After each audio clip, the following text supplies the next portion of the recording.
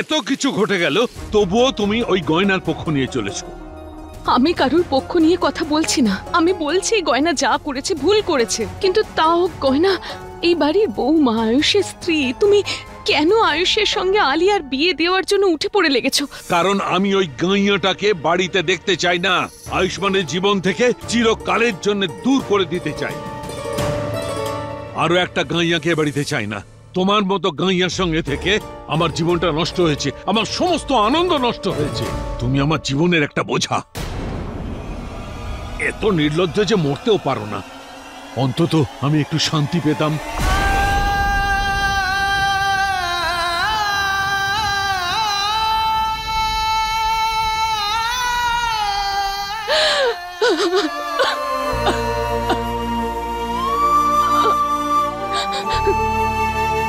ঠিক আছে, যদি চাও যে আমি মরে যাই, তাহলে এরকম ভাবে বেঁচে থাকার থেকে ভালো আমি মরে যাব। হয়তো আমি মরে গেলে তোমার একটা ইচ্ছে অন্তত পূর্ণ করতে পারবো।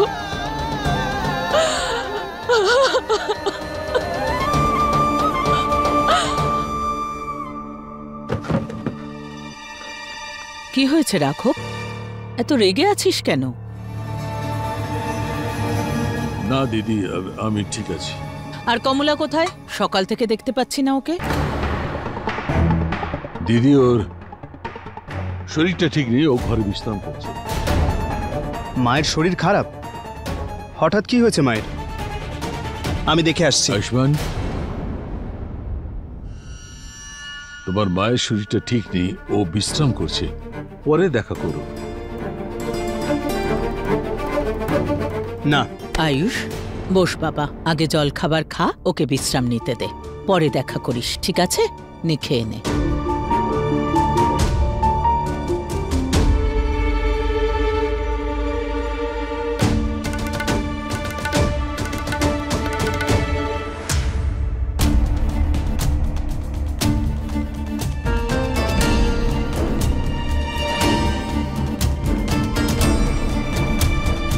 কি ব্যাপার? আমি আসতেই সবাই চুপ করে গেল। কিছু হয়েছে নাকি?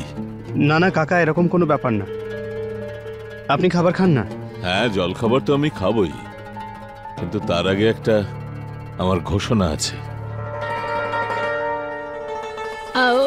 কিসের ঘোষণা? ওই আলিয়া স্বর্ণকারকে ডেকে পাঠিয়েছিল না আশীর্বাদের আংটি ফাইনাল করবার জন্য।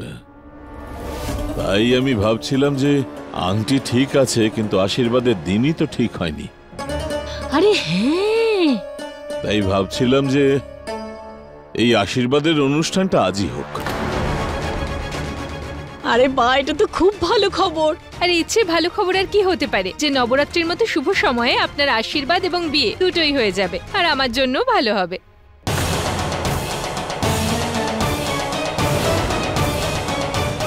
তোমার জন্য ভালো মানে? পিসির এঙ্গেজমেন্ট তাড়াতাড়ি হলে তোমার তাতে ভালো কি? তোমাকে কি করে বলবো? যত তাড়াতাড়ি এদের এনগেজমেন্ট আর বিয়ে হবে, আমাদের বিয়ের কথাটা আমি তত তাড়াতাড়ি বলতে পারবো। এখন আমায় এই কথাটা নিজের মধ্যেই লুকিয়ে রাখতে হবে।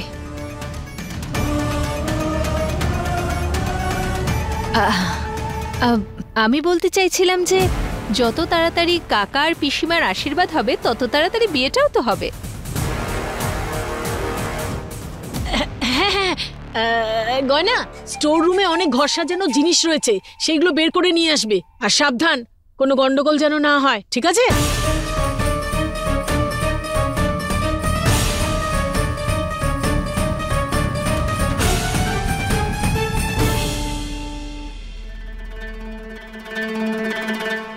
আলিয়া ডাক্তারবাবুর সঙ্গে বিয়ে করার যে স্বপ্নটা দেখছে, সেটা আমি কোনোভাবেই পূরণ হতে দেব না। কিন্তু তার জন্য সবথেকে গুরুত্বপূর্ণ এটাই, কাকার সত্যিটা সবার সামনে প্রকাশ করার, আর পিসিমার সঙ্গে ওনার বিয়েটা আটকানোর।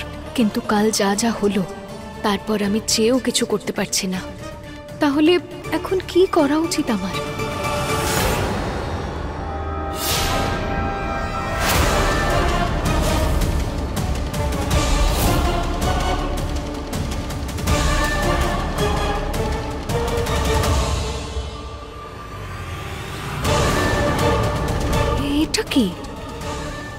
চুলগুলো মেঝেতে আটকে রয়েছে কেন? কাউকে বলে পরিষ্কার করার ব্যবস্থা করি।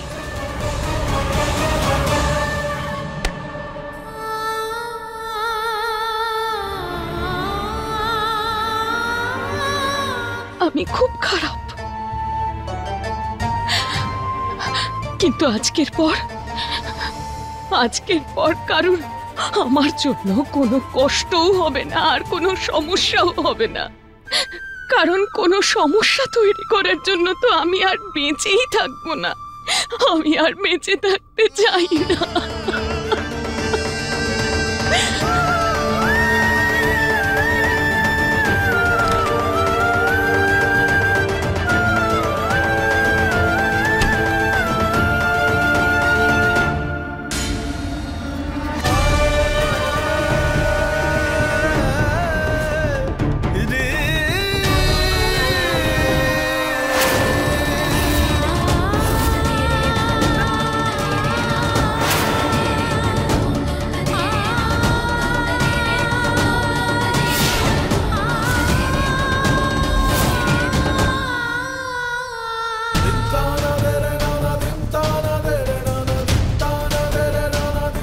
আয়ুষ, তিন্নি, গয়না, ক্ষমা করে দিস আমায়, আমি তোদের ছেড়ে চলে যাচ্ছি।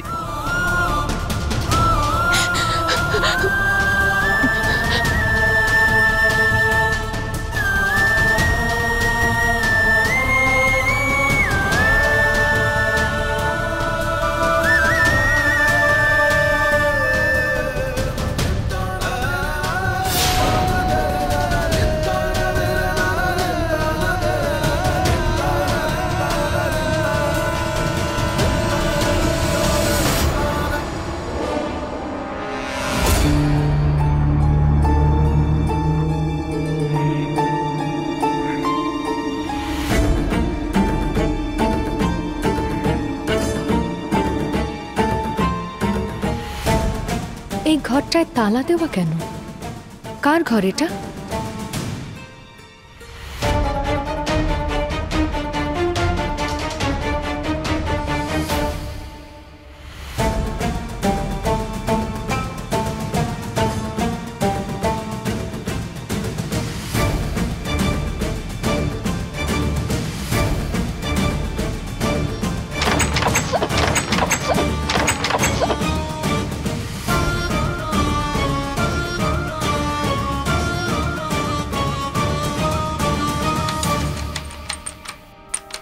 কে আছে এখানে? গয়না, তুমি আছো? হ্যাঁ, আমি। ক্ষমা করবেন, আপনার প্রশ্নের উত্তর দেওয়ার জন্য আমাকে এই টেপটা সরাতে হলো। কিন্তু তুমি এখানে করছোটা কি? আমি দেখছিলাম যে এই ঘরের বাইরে এত বড় তালা লাগানো কেন। কার ঘর এটা? এটা বিরাজের ঘর ছিল। বিরাজ নেই তাই বন্ধ করে রাখা আছে।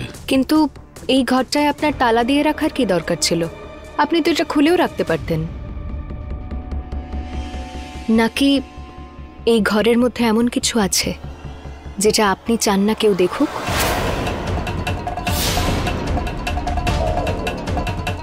দেখো গয়নামা, তোমার পিসিমা তোমায় আমার থেকে দূরে থাকতে বলেছেন। সেই জন্য আমাদের এইভাবে কথা বলাটা উচিত নয়। তোমার ওনার কথা সম্মান রাখা উচিত।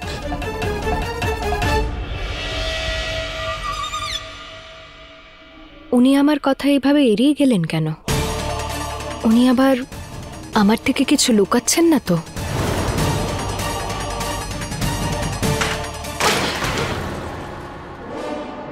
এই আওয়াজটা তো কমলা মায়ের ঘর থেকে আসছে। উনি ঠিক আছেন তো?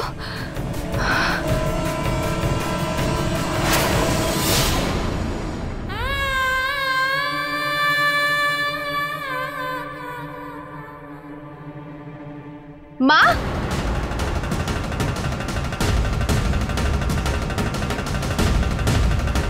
হে ভগবান, গয়না এদিকেই আসছে। ও যেন কিছুতেই বুঝতে না পারে যে আমি কি করতে চাচ্ছিলাম।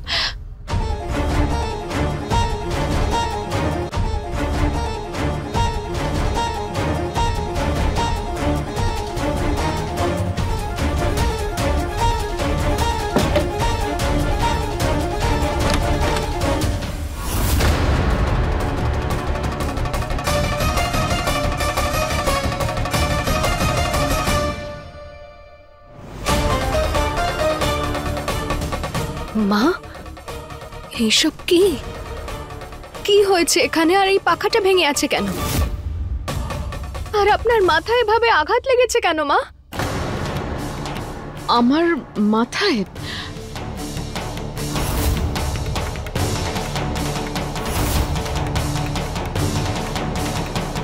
আরে আমার কথা বাদ দে, তুই তোর কথা বল। তুই টেপ খুলেছিস কেন? দিদি দেখে নিলে কি হবে? মা, আমি আবার টেপ লাগিয়ে নেব। আমি এক কাজ করি, ডাক্তারবাবুকে ডেকে আনি। না না না না, আরে আয়ুষকে ডাকতে হবে না, কিচ্ছু হয়নি এখানে। আসলে আমি পাখাটা পরিষ্কার করার জন্য স্টুলে দাঁড়াতে যাচ্ছিলাম, পাখাটা পড়ে গেল, আমিও স্টুল থেকে পড়ে গেলাম, তাই হয়তো আমার মাথায় লেগে গেছে। মা, পাখাটা এইভাবে নিচে কি করে পড়তে পারে? আরে বাবা, পড়ে গেছে তো পড়ে গেছে, এখন তুইও না, আমি ঠিক করিয়ে দেবো, তুই যা নিজের কাজ কর, যা। মা, আপনার এইভাবে আঘাত লেগেছে আর আমি আপনাকে এত কষ্টের মধ্যে রেখে চলে যাব, এমনটা আমি কখনো করেছি? মা, আসুন, আসুন আমার সঙ্গে।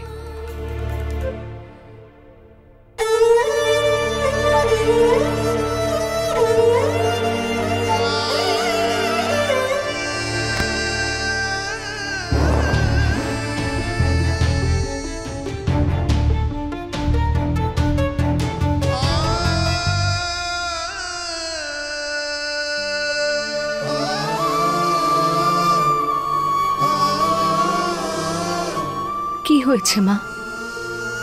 আপনি কাঁদছেন কেন? কিছু কি হয়েছে? বাবার সাথে আবার ঝগড়া হয়েছে? উনি কি আবার হাত তুলেছেন আপনার ওপর? বলুন আমায়। মা, আমি ওই গাইয়াটাকে এ বাড়িতে সহ্য করতে পারছি না। আয়ুষ্মানের জীবন থেকে চিরকালের জন্য দূর করে দিতে চাই। চুপ করে আছেন কেন? বলুন না মা। না, সেরকম কিচ্ছু হয়নি, তুই একদম ভাবিস না। মা, আপনার কিন্তু এই ব্যাপারে ডাক্তারবাবুকে বলা উচিত, কারণ যদি এমনটাই চলতে থাকে তাহলে এটা কিন্তু শুধু ভুল নয়, এটা অপরাধ। এই সব কিছু সহ্য করার আপনার কোনো দরকার নেই মা। এখন সময় এসে গেছে মা, আপনি নিজের জন্য এই অন্যায়ের বিরুদ্ধে প্রতিবাদ করুন। আমি বলছি তো কিচ্ছু হয়নি, তুই একটা কথা নিয়ে এত বেশি ভাবিস না। তোর বাবা আমার গায়ে হাত তোলেনি রে। আর হ্যাঁ, এর আগেও তুই যা কিছু দেখেছিস, তোকে আমার দিব্যি, সেই ব্যাপারে তুই আয়ুষ্মানকে কিচ্ছু বলবি না। মা, না, মা বলে ডেকেছিস না আমায়, আমি তোকে আমার দিব্যি দিলাম। তুই যদি আমার এই কথাটা না রাখিস তাহলে কিন্তু তুই আমার মরা মুখ দেখবি।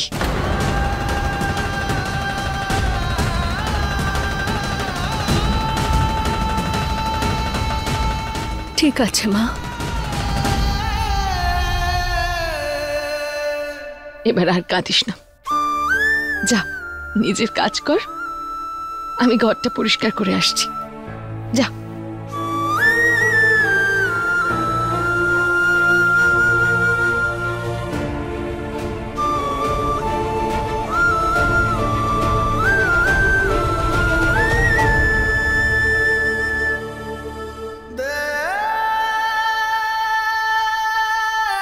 ক্ষমা করে দিস আমায়, আমি তোকে সত্যি কথাটা বলতে পারবো না। আমি শুধু এটুকু জানি, যে পদক্ষেপটা আমি নিতে যাচ্ছি সেটা ছাড়া যে আমার হাতে আর কোনো উপায় নেই, আর এটা আমাকে করতেই হবে।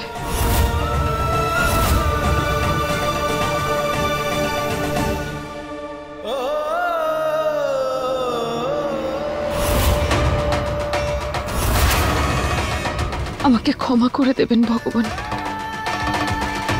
আপনি আমাকে যে জীবন দিয়েছেন সেটা আমি শেষ করতে চলেছি। আমার আর ক্ষমতা নেই এভাবে রোজ রোজ একটু একটু করে মরার থেকে ভালো আমি নিজের জীবন শেষ করে দিই। নিজের জীবন শেষ করে দিয়ে আমি আপনার কাছে যেতে চাই।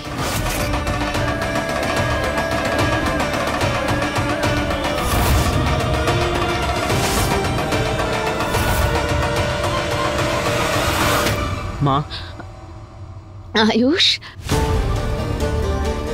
আরে বাবা, কি হয়েছে? কিছু না, অনেকদিন তোমাকে জড়িয়ে ধরিনি,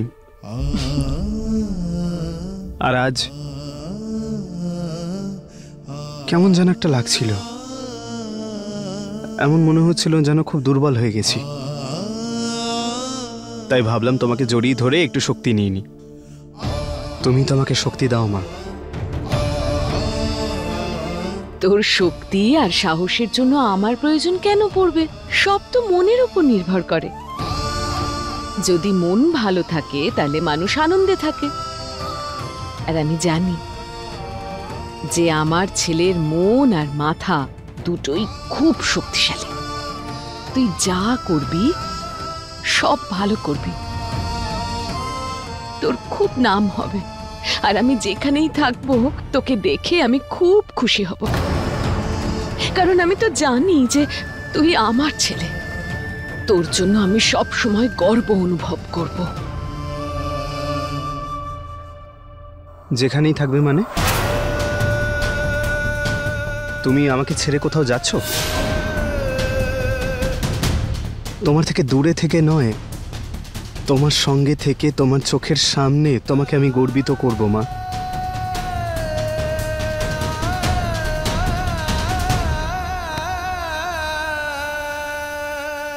আয়ু,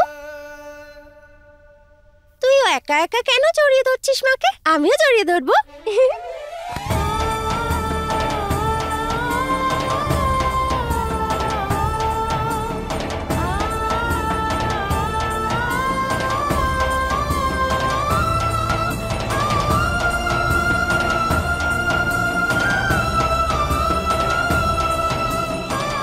আমি খুব খুশি যে আমার জীবনে তোমরা রয়েছো।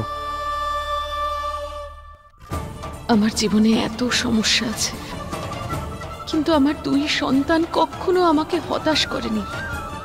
আমাকে ক্ষমা করে দিস তোরা যে আমি তোদের ছেড়ে চলে যাচ্ছি।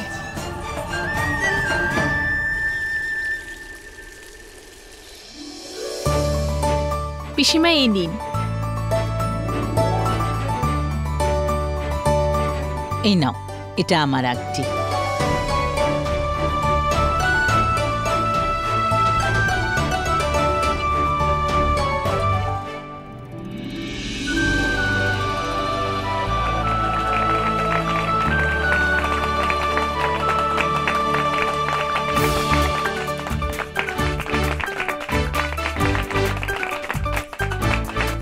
ও আমাদের দিদি। আরে বাহ পিসিমা, এই রিংটাতে তো আপনাকে খুব মানাচ্ছে। আর দিদি, তোমার খুশি দেখে আমার খুব আনন্দ হচ্ছে।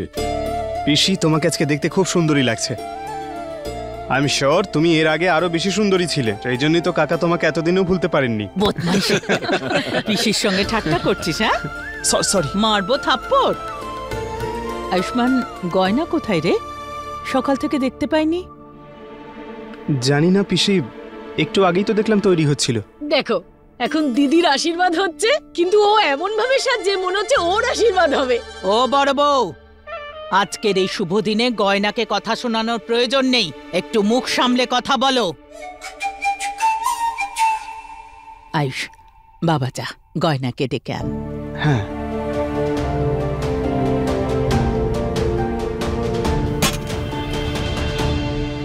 সরি স্যার, ভুল হয়ে গেছে, দেখতে পাইনি। কোনো ব্যাপার না, আমি পরিষ্কার করে নেব। আরে না আয়ুষ্মান, আচ্ছা ওটা ওখানে রেখে দাও।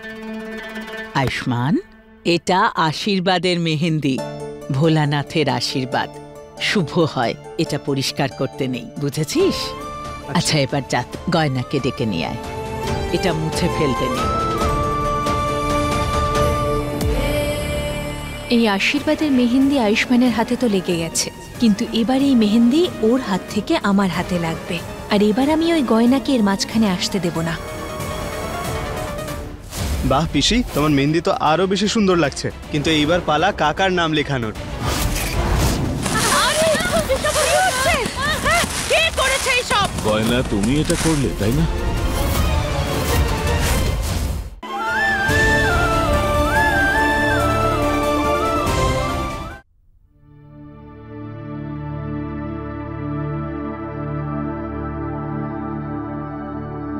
আরে গয়না, তুমি এখনো তৈরি হওনি? বাইরে তো সব অনুষ্ঠান শুরু হয়ে গেছে।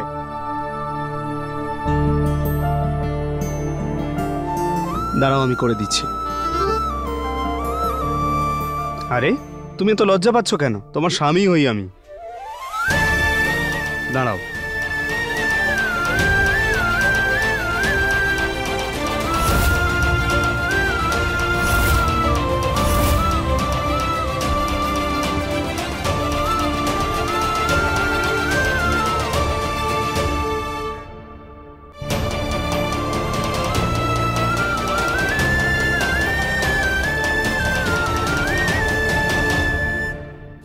বাহ পিসি, তোমার মেহেন্দি তো আরো বেশি সুন্দর লাগছে, কিন্তু এইবার পালা কাকার নাম লেখানোর।